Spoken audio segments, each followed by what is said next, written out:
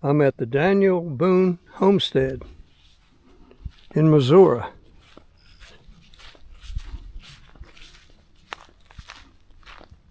Daniel Boone died at this house September 26, 1826. This is pretty nice here. This is the gift shop.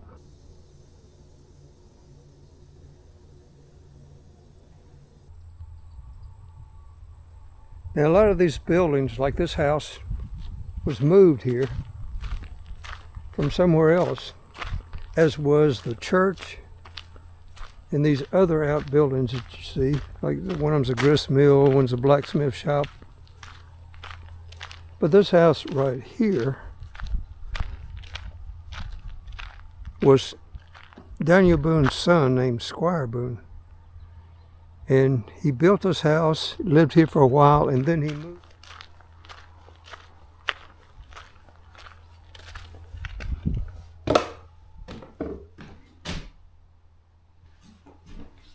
Yeah, this is nice.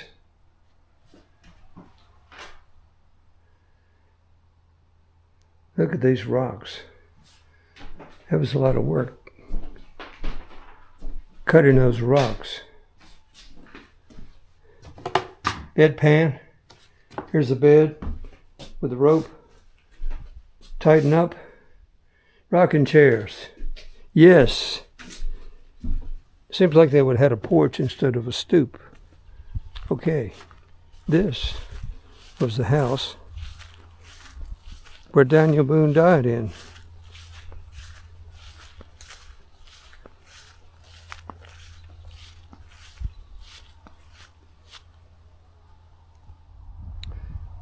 This house belonged to Nathan Boone, his son, and Daniel lived with him when he died, until he died. So he died in this house.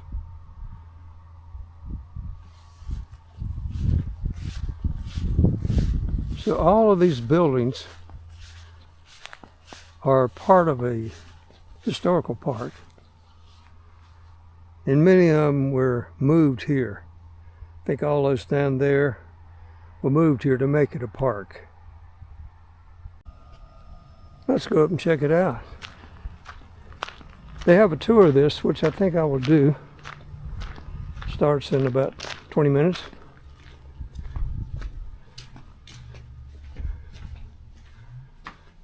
Yeah, I can go up on the porch and check it out.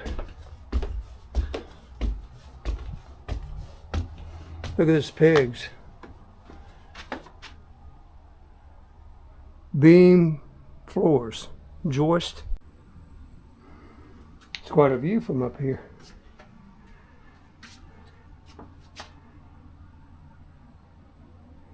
The stonework and the woodwork. Look, these are hewn logs. That was a lot of work.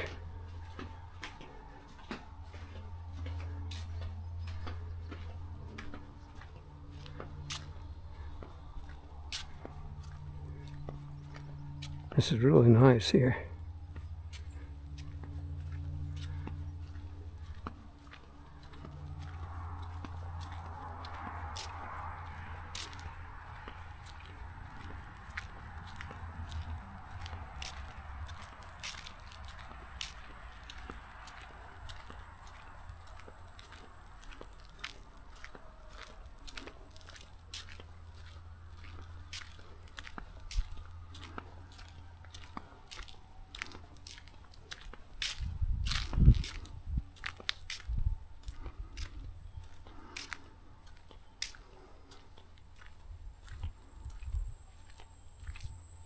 Look at the lantern above the door.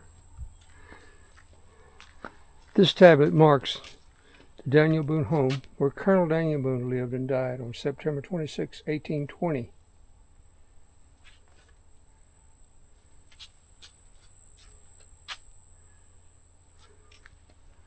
Rock walls are immaculate.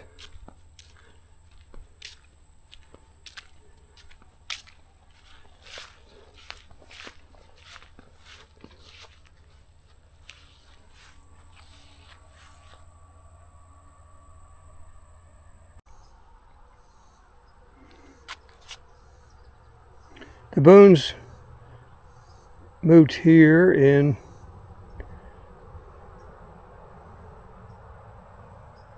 1799.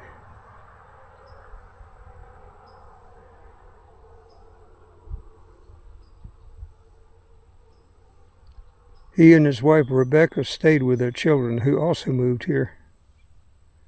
Here's Nathan and his wife. This was Spanish territory when they came here. He appointed Daniel Boone as syndic and commandant. This granted him judicial and military authority over the Femme Osage settlers.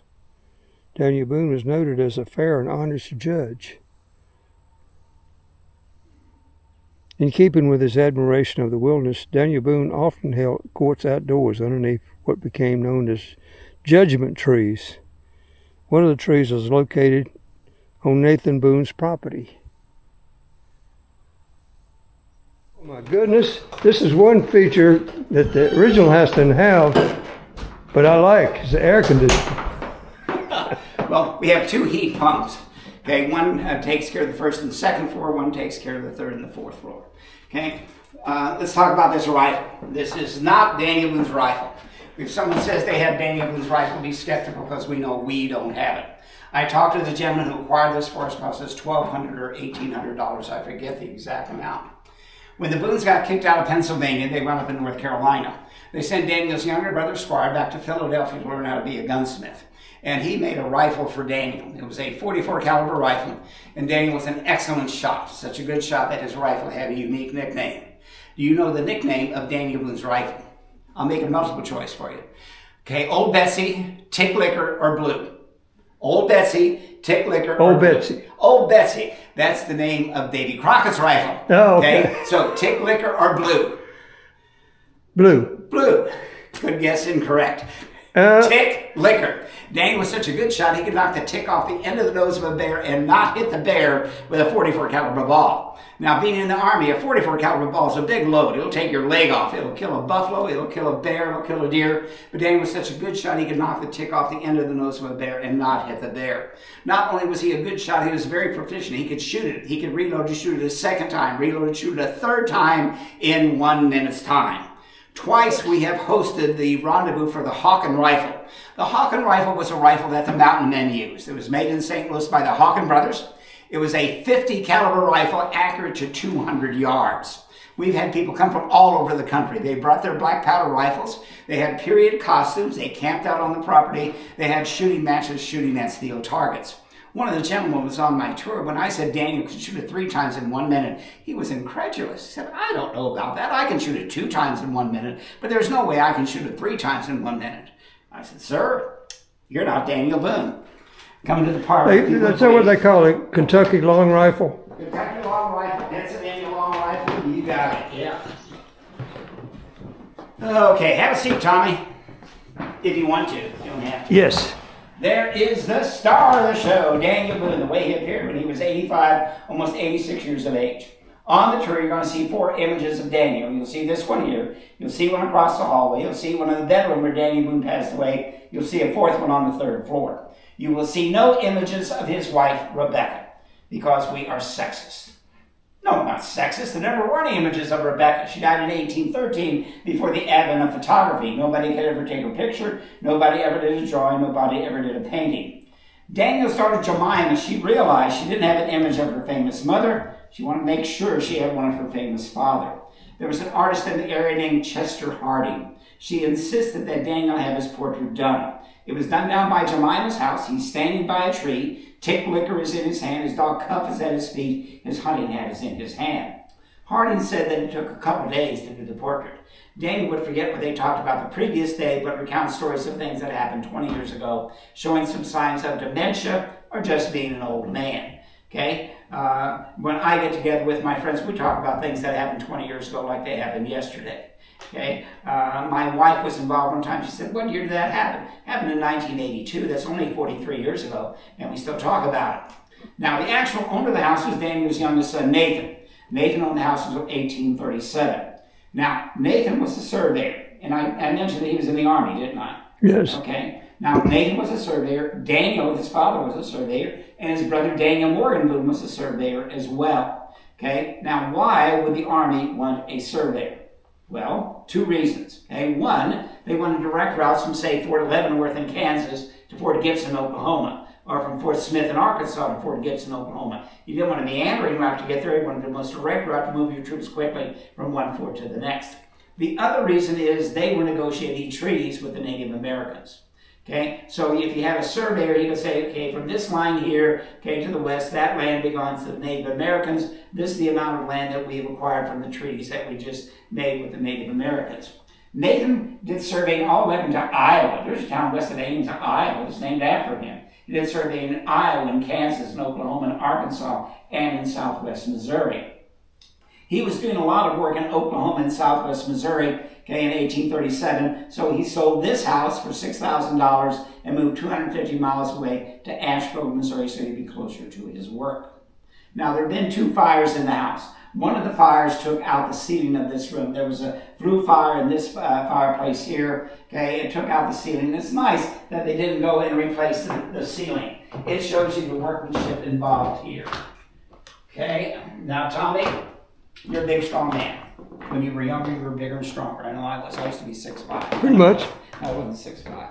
Okay, when you were younger, could you set this solid oak beam here by yourself? No. Well, when you were younger, dumber, and before you had that hernia, you'd give it a try. Now, you'd have to have a simple crane and a number of people to go and set these beams here. So that's why it took 8 years to build the house. They had to quarry the stone, they had to shape the framing inside the house, then have enough manpower to go and put everything. The family bought the house in 1926. Okay, they were rich. Mr. Curley was an attorney in downtown St. Louis. His brother owned the Curley Clothing Company. In the 1920s and 1930s, the Curley Clothing Company was bigger than Levi Strauss. They had a factory in downtown St. Louis at 10th and Washington. Building's still there, Tom. It says Curley on the building, okay? And now it's an office building. They bought the house for $300. Yes. Now, what nationality are you, Tommy? I'm Scottish and English. Okay. Tom, Scotch-Irish. Tom is Italian. Okay, I know that. I've worked with Tom for a number of years, Italian. The other reason, and you didn't know this, Tom, and I don't usually mention this on my tour, except that you're here, okay? They also bought the house because they were afraid that some Italians would turn it into a roadhouse, okay? But it was in rough shape. The original oak flooring had been eaten by termites. So they replaced the original oak flooring with this flooring here. Tommy, this is the part of the tour where you have to do wood identification. Okay, what kind of wood is this here? I'm going to make it multiple choice for you. Cypress, black walnut, or chestnut? Cypress, black walnut, or chestnut? I'm going to say black walnut. Very good. Now, normally if you get it right on your first guess, you get a prize, except you don't get a prize on Wednesday. Had you been here yesterday or tomorrow, you would have got That's a okay. prize. Too bad. You don't get a prize. The Curleys spent $250,000 restoring the house. Now, $250,000 is a lot of money today. That's a whole lot of money back in the 20s and 30s and went a long way. There aren't many things here that Daniel and Rebecca would recognize. That wall there, when Daniel and Rebecca were alive, would have been a whitewashed stone wall. Now it has chicken wire laid with plaster mixed with horsehair. The reason we know that is because of this here. When we went and put in our HVAC system, we had to tear into the wall. So we found out that these supports here were logs, and in between them is chicken wire with plaster mixed with horsehair. And of course, they probably did the trim work and went around the windows too. And you can see how thick the walls are. Yes, how deep that's the amazing. are. Okay. Now, Daniel was a surveyor. Nathan was a surveyor. Daniel Morgan Boone was a surveyor as well. And that's why we have some of the surveying tools right here. Come over here if you would, Tommy. Okay, this is a surveyor's chain. It's do you know anything about surveying at all? Very little. Very little. Okay, this is a 33-foot chain. Okay, it's 33 foot. And how long is the length here? One of our volunteers made this. Okay, this is a work of art. Every link has to be the exact same length. Every connection has to be exactly the same. So it comes out to exactly 33 feet. Okay, and now there's another chain called a Gunter's chain, which is twice as long. It's 66 feet. Okay, and a 66-foot chain and an acre is a 66-foot chain by 10 66-foot chains, which is 660 feet. Okay, which is a furlong, which is a unit of measurement in horse racing. So an acre is 66 by 660, 43,560 square feet. So the 33 was chosen because you can make the numbers work. If you know where you're headed, you can make them work at the 33, or you get the 33 and then you work from there, and that makes the 43,560. Now, didn't they have a terminology for surveying the length? I'm thinking meets and bounds. Is that something? Okay, that's not as exact. Okay, meets and bounds, you say it goes from this elm tree to that rock that looks like a bear. Okay, and goes there. That's meets and bounds. That's not exact. Do you know how long a survey is good? How long it's good for? How it's good for? I don't know. Forever. It's got to be right. And if you know it's wrong and you're a surveyor, you have to fix it. Now, I was a math teacher the first 13 years that I taught school. So you have to know some geometry, you have to know some trigonometry, and you have to do accurate calculations. And that's why I really got involved here, okay, with surveying. Now, this is the township map that we're in.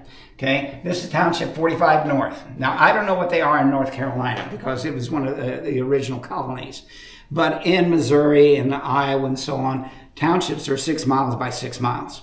Okay, now that was a question on Jeopardy about a month and a half ago. 6 miles by 6 miles. 6 miles by 6 miles. And I was on Jeopardy. I got it right, okay, because I do this every single day. Okay, so this is 1, 2, 3, 4, 5, 6 by 1, 2, 3, 4, 5, 6, 36, roughly 36 square miles. And this is a square mile here? That would be a square mile. You're right about that. Yes, So how many square miles? 36. 36. 6 times 6 is 36. This is the Missouri River, the highway of the late early 1800s. This is the Township 45 North. Okay, 45 North tells us that we're 270 miles where the Arkansas River runs into the Mississippi. So that determines how far north or south we are. Okay, east and west. Okay, that has to do with the 5th principal meridian. We are 2 east of the 5th principal meridian. Okay, now this is the land that Daniel Boone was given. I told you down in the gift shop he was given 850 acres. Yes. Right there, 850 acres right on the Missouri River. In real estate, Tommy, what are the 3 most important things? Location, location, location. Who got the best location? Dan, yes, got the best location. Has it? Okay. In Boone. DM Boone. Daniel Morgan Boone, Daniel's son. Okay. That's logical. His land would adjoin his father's. Okay. Why did he get less land than his father? He wasn't married. He didn't have children. If you're married, you had children, you had slaves. You got more land. Now, Daniel Morgan Boone, as I said, he was a surveyor. Okay. You're from North Carolina. Capital of North Carolina is Raleigh. Is that correct, Tom? I'm trying to make sure you stay awake during this, okay? Tommy, do you know what the capital of Missouri is? Jefferson City. But it wasn't the first state capital. First state capital was in St. Charles, 20 miles north here. But it was inconvenient for people in Kansas City and Springfield to come all the way across the state to deal with the state government. So after 4 years, they moved to a more central location of Jefferson City. Who did the surveying to lay out Jefferson City? Daniel Morgan Boone. How about that? Yeah. Oh, yeah. That's he's amazing. buried. He's buried in a cemetery in a city park in Kansas City at East 43rd and Euclid. Okay. My daughter lives in Kansas City, so now wait a minute. His son is Daniel Morgan Boone. Okay, did the survey to lay out the state capital of Jefferson City, and is buried in a cemetery in Kansas City. Kansas City, okay. Okay, can you make out the name on this piece of property right here? It has 2 creeks running through it. One of them being the Femme Osage. Is what? What? Can you make out the name on this one? Right there. Callaway? Callaway, F. Callaway, Flanders Callaway, Daniel's son-in-law. Okay, they lived there until 1810. They moved down by Marthasville. I talked about the house, okay, that Rebecca died in. That was down in Marthasville. This is the property that we're on right now. Can you make out the 2 names that are on this property? I've mentioned both of those already. Okay, one of them should be Nathan Boone. Nathan Boone, you are correct about that. One of them is Nathan Boone. The other one is Robert Hall. Robert Hall. Remember, Nathan bought the property from Robert Hall for a horse assessment. Oh, yes. Okay. And we are about right there right now. Well, now, it's odd that this one is at Didn't we have that conversation earlier, Tom? Okay, that why it is at an angle and everything else is at, like this is at a 90-degree angle. Does it have to do with the river? What? Is it the river? Well, it could be. Okay, I don't know. I do not know. Okay, like some of these are, this one here. Okay, it's sort of cut off there, and there's a little bitty piece right there. Whether that's part of that or not, I don't know. Okay, but why that one is so different than the rest? And the everything was north-south squares. That was established in 1815. It was established in 1815. 1850. Okay? The gentleman that gave us to us, he told me some stuff, and he said, "Well, that has to be 1805 or something like that." No, it can't be. Okay, that wasn't the system wasn't established until 1815, so his remark had to be incorrect. So most of North Carolina is, squiggly. Right? Yeah. But then, you were part of the British Empire, That's and so right. you didn't have the same standards set up in 1815. You guys were set up much earlier than that. Yeah. But the county that I live in is actually a square county, which is rare in North Carolina. I wouldn't doubt that. And I'm to be quite honest with you, I'm amazed that it's square at all. I don't know what happened. Well, it was later. It was cut off from another county. Okay, it's along the Virginia line. The north. Okay. Virginia and North Carolina may not have had exactly the same border today that it had 200 years ago. Possibly, right? Yeah. Okay.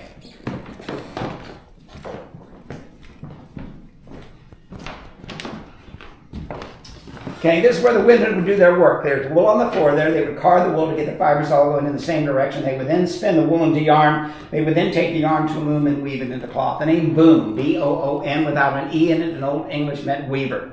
Daniel's father was a weaver. Daniel's grandfather was a weaver. Daniel was not a weaver. He was a hunter and a trapper, trained as a blacksmith, trained as a gunsmith, trained as a land surveyor, tried to make his fortune as a land speculator. Painting over the fireplace, Through the Gap by George Caleb Bingham. Cumberland Gap. Have you've seen that before? Been there, done that. Oh, you have? Well, this was done by George Caleb Bingham, a Missouri artist, did a lot of his work in Arrow Rock, Missouri. Shows Daniel Boone leading people through the Cumberland Gap into what is now Tennessee. Somebody on the tour one time said, "Is that the original painting?" I said, if that was the original painting, there'd be arm bars on the windows, there'd be an armed guard sitting there. The original painting is in St. Louis. It's on the campus of Washington University. In the Kemper Museum. I've seen it in the last 6 months. Painting is much larger than this. The colors are more vibrant. The frame is much more elaborate. That's a kind of iconic picture, though. Oh, yes. It's in all textbooks. It was given in 1890. Okay, It's a value now at several $100,000, if not over $1 million.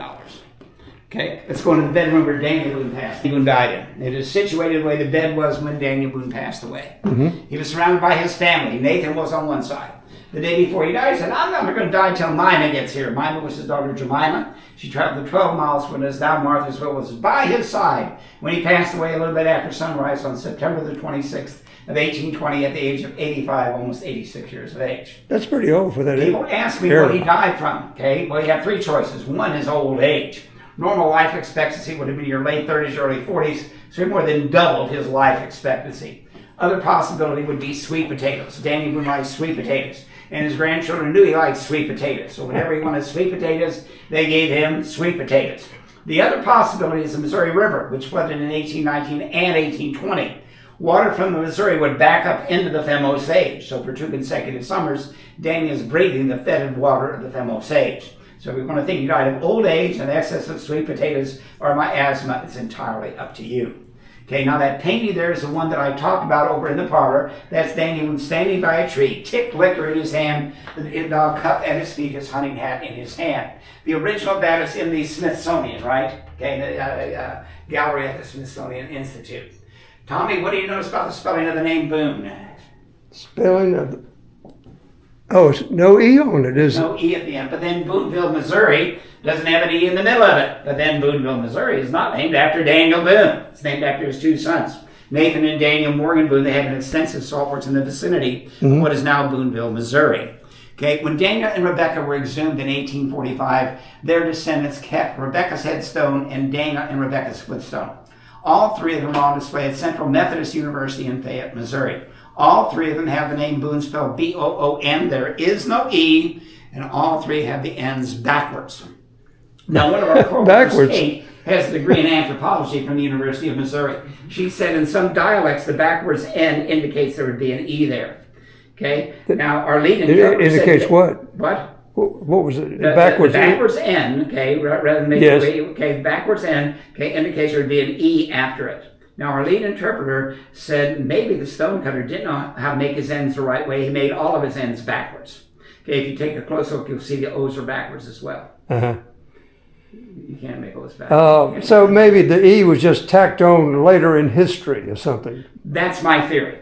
Okay, I have another theory. Okay, but unfortunately I don't have time. Well, I'll share it with you. What the demand for pictures of dead birds? But there was a demand for a portrait being done by a good artist, which Audubon would have been a good artist. Audubon. He met Daniel in Ohio when Daniel was 40 years old. Remember what he looked like and created that image there. Daniel did not sit for the portrait. Okay, Audubon is doing that from memory. That's an amazing memory, isn't it? Oh, well, but I mean, okay, first of all, the one when I talk about Chester Harding did a portrait of Daniel standing by the tree. Yes. Okay. He also did the portraits of James Madison, James Monroe, John Quincy Adams, and Daniel Webster. I mean, he did a lot of famous people. What was his name again? Chester Harding.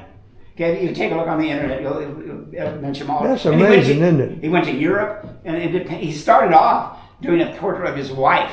He said, I'm pretty good. And he took some lessons and got better. Now, when I have small children on the tour, I ask them, okay, what kind of an animal hide is here on the floor? And I make it multiple choice. Did this come from a rabbit, a squirrel, or a bison? Well, the tail kind of gives it away, okay, being a bison. Now, Tommy, when's the last time you saw a buffalo robe? Or buffalo hide? It's been a while. That's right. Some people say, I've never seen one. Now, we had this stored in one of our buildings.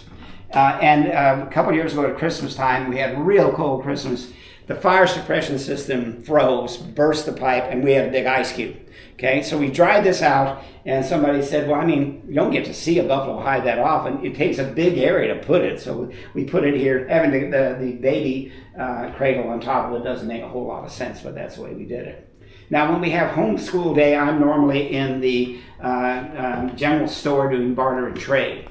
And there will be a mother there, and I'll say I got a 16-quart Lodge. Give you time to go scan that. 2 beds on the right. Those are rope beds. There is no box springs. What they do is get that rope as tight as they could so your mattress didn't sag. So you're afraid to sleep tight. You're going to have a good night's sleep. Now, have you ever slept on a rope bed? No. Nor have I. When someone says they have slept on a rope bed, the next question always is, okay, was it comfortable? 9.5 people said it was comfortable. One lady couldn't make up her mind. She's the half. Everybody else said it was pure torture sleeping on a rope bed. One lady said, I got to visit my aunt every summer. I love visiting my aunt, but I hated sleeping on a rope bed. Painted over the fireplace, painted between the windows. Those are Curly ancestors. The Curleys were not direct descendants of Daniel Boone. If you come out here to Daniel Boone's lineage, we'll show the relationship between the Curleys and Daniel Boone. Here's Colonel Francis Marion Curley. Bought the house in 1926. Let's go back 1, 2, 3, 4, 5, 6 generations to Benjamin Boone, Daniel Boone's uncle. So Daniel isn't their great-great-great-grandfather. He's their great-great-uncle or cousin, whichever way you want to think about it. Now, all 11 girls didn't sleep in there at the same time because of the range of their ages. How many girls did you have? 11. Okay? Oh. Now, where did the 3 boys sleep? Well, there's plenty of room for a bed out here. In the summertime, they could sleep out on the balconies. Yes. In the wintertime, they'd sleep up on the 4th floor, which is a wide open ballroom, which I talked about earlier. Mm-hmm. One other thing was kept up there that was Daniel Boone's coffin. In 1817, Daniel went on his last long hunt with his grandson, James. They got about 40 miles west of here. When Nathan left, he said, fashion a coffin for Dad, because he thought he might be bringing back Daniel Boone's corpse. Well, they fashioned a coffin out of pine. Pine are rather cheap, rather expensive, not an especially beautiful wood. Well, Daniel gets back here and he revives. He points to the pine coffin. He says to Nathan, what's that? Nathan says, that's your coffin.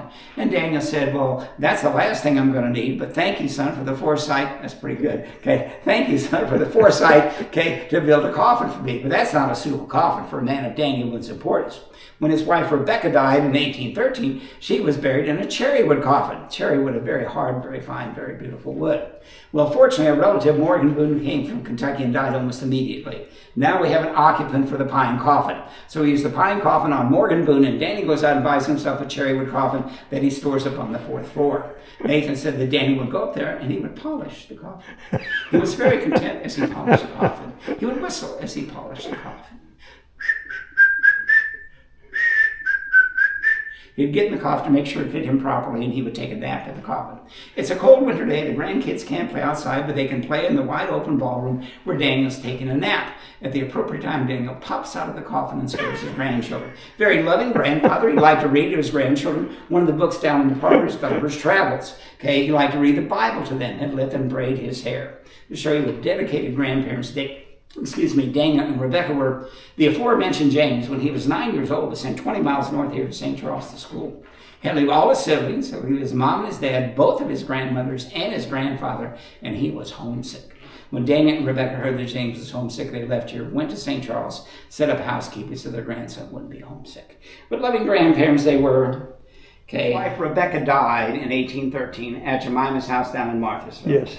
She was buried less than a mile away on her brother's farm. Her brother was David Bryan. Mm-hmm. Now, I'm of the opinion that every farm in Missouri has a cemetery on it. And I've been to the cemetery a number of times. Last time I was there, I counted the number of marked graves. There's 24 marked graves, but there are 50 bodies buried there, so there's 26 unmarked graves. Okay? When Daniel died in 1820, he was going to be buried next to his wife. Okay? When they dug down next to Rebecca, there was already somebody there. So they buried Daniel at her feet. Let's go forward to 1845. The state of Kentucky said, Daniel Boone is much more noted for what he did in Kentucky. We are going to build a monument to him in Frankfort, and we want to bury him underneath that monument. Missouri said, wait a second. We're going to build a monument. We're going to spend $500 on our monument. Kentucky said, we're going to spend $20,000 on our monument. Only problem Kentucky is they don't have permission to remove Daniel and Rebecca. The only person who can give them permission is Nathan, who is 250 miles away in Asheville, Missouri. They sent letters to him here that he never got. They found a distant relative with the last name of Griswold. Hopefully your name's not Griswold. I had some Griswolds on my tour. I said, you're not going to like the next thing that I say. He forged Nathan's signature. He was supposed to be paid $10,000 to do it, which they forgot to pay him the $10,000. They dug down into Rebecca's grave. She had been dead 32 years. She had decomposed. The only thing there was her skeleton, so they collect her bones. They dig down next to her, thinking that's where Daniel Boone is. Nobody says Daniel's buried at her feet. Same situation, body that had decomposed. So they collect the body. Someone takes the skull, makes a plaster cast at the top of the skull, the cranium of the supposed Daniel Boone. Okay, let's go forward to 1983. The lead forensic anthropologist for the state of Kentucky takes a look at the plaster cast of supposed skull of Daniel Boone and says this is the skull of a 6-foot-tall black man. Daniel Boone wasn't 6 foot tall, he's 5'8", and he wasn't a black man. That's scenario number one. This is scenario number two. This is one that I believe. Daniel was buried next to his wife. If there was somebody else there, they got moved. Daniel got buried next to his wife. When they exhumed Daniel in 1845, when they tried to pick up little bones like his fingers, they were reduced to dust. So they only got big bones like the femur, the scapula, and obviously the skull. Mm-hmm. So according to my two theories, Kentucky either has some of Daniel Boone or none of Daniel Boone. And Missouri either has some of Daniel Boone or all of Daniel Boone. You can believe either one, Tommy. Doesn't make me a bit of difference. However, if you go to Frankfort, Kentucky, do not tell either one. It will cause you trouble. A friend of mine was in Frankfort, and they said, Daniel Boone is buried in the cemetery at the top of the hill. My friend said, no, Daniel Boone's buried in Marthasville, Missouri. Daniel Boone is buried in the cemetery at the top of the hill. Okay, how do you know that? I just told you. And you never heard of a guy named Dennis who worked at the historic Daniel Boone. So, Tommy, thank you so much for coming today. And I got a question. This is a dining room. Yeah. And the kitchen is here. You got it, yeah. Mm-hmm.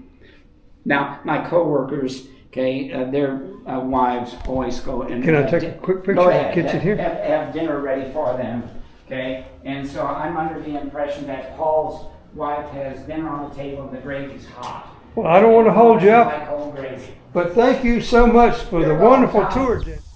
Yeah, that was an excellent tour. I'm glad I did it. Dennis, who gave the tour guide, is he had a career as a teacher. I think he said he taught 7,000 students in his career, but he is excellent.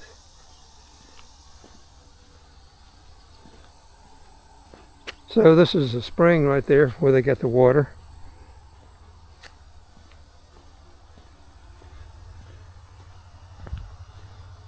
The wealthy family that bought this property and donated it to the state had all this rock work done and renovated the house.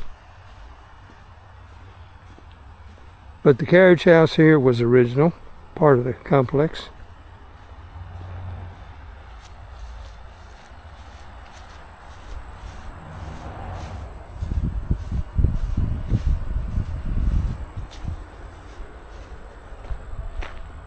It's a lot to see here.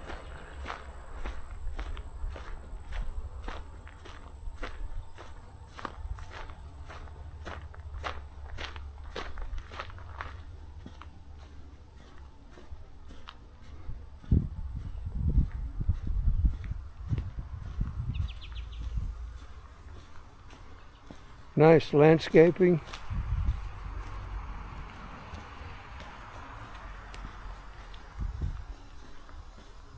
This is St. Charles County, which is maybe 20 miles west of St. Louis. It's beautiful out here. And some really nice houses. Look at these hilly, crooked roads.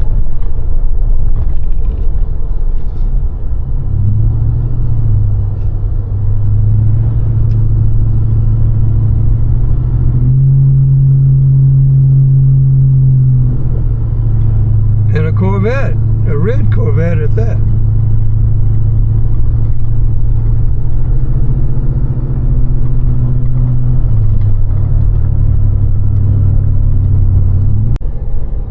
This is the community of Defiance.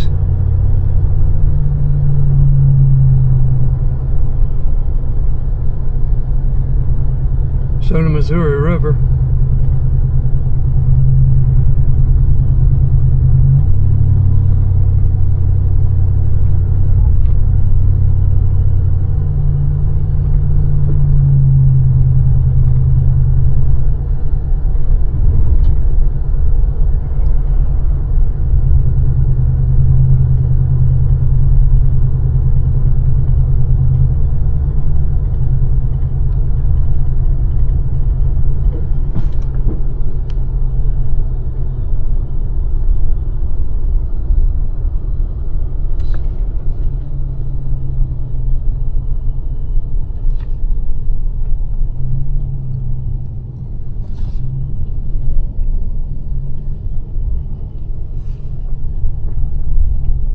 It's the Katy Trail State Park. This is on the Katy. There it is, the bike path.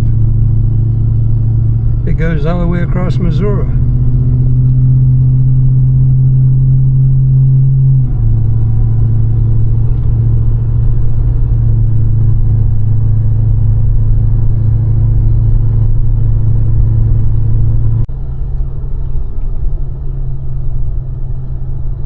There's the Katy Trail, and there's some cyclists on it.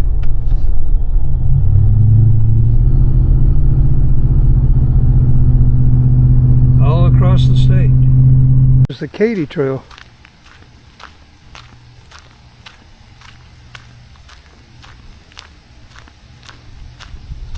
There's a hiking path right there.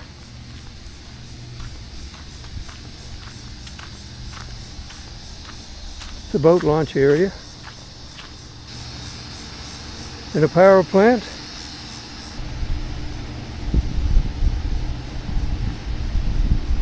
This must be some kind of touring boat.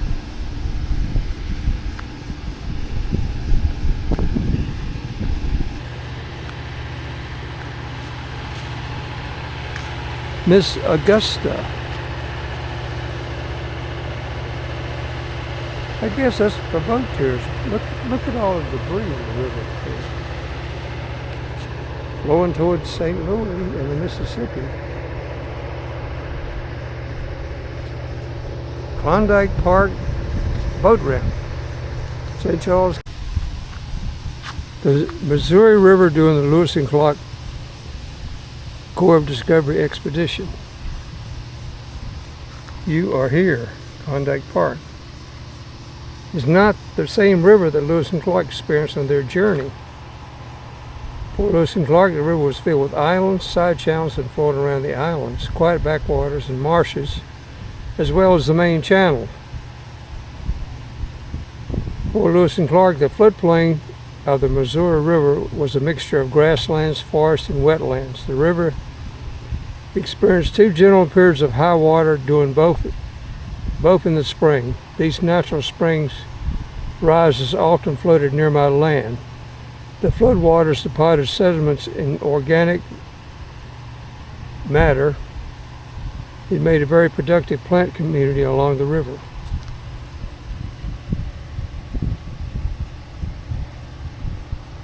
This is the river today, and this is the one that they were on right here.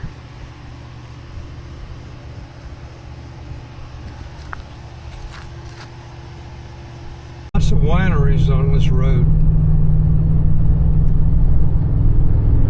It's very scenic.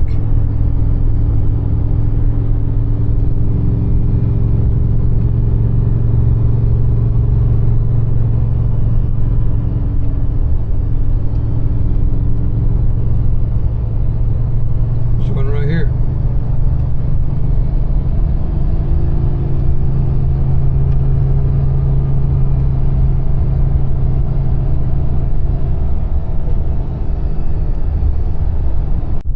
Look at this old store.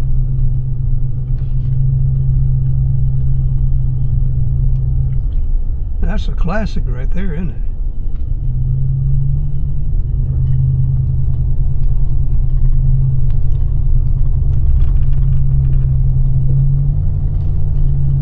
Back on the Katy Trail.